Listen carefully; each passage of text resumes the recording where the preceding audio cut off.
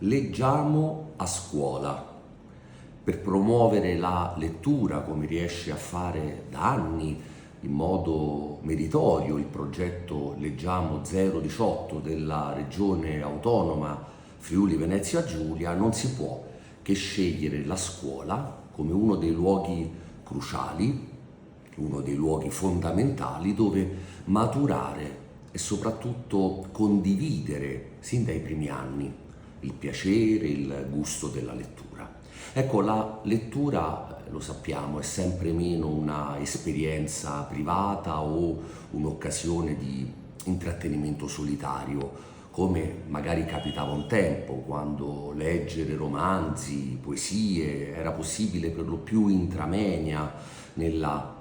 dimensione rassicurante di un orizzonte domestico. Leggere oggi significa invece soprattutto entrare in contatto emotivo, ma anche fisico, reale con gli altri. Così davvero la letteratura diventa una esperienza condivisa, la lettura diventa una pratica sociale, uno strumento di incontro, di aggregazione, di complicità, un mezzo che consente alla comunità di rinsaldare rapporti,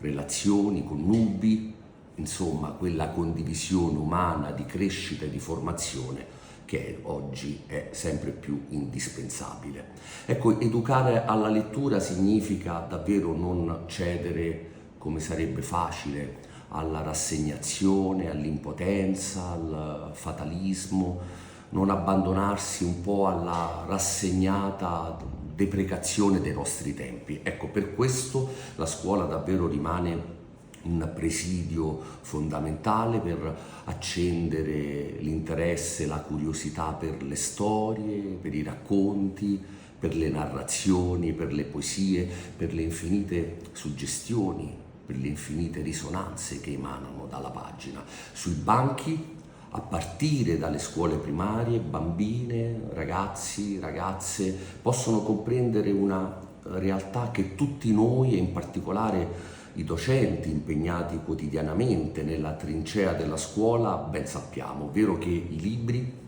e la letteratura non sono qualcosa di obsoleto, di lontano, di polveroso, di anacronistico. I libri e la letteratura ci riguardano e riguardano soprattutto loro, appunto, i ragazzi, le ragazze, suscitando passioni, ambizioni, fomentando emozioni, stimolando crescita, consapevolezza di sé e del proprio posto nel mondo.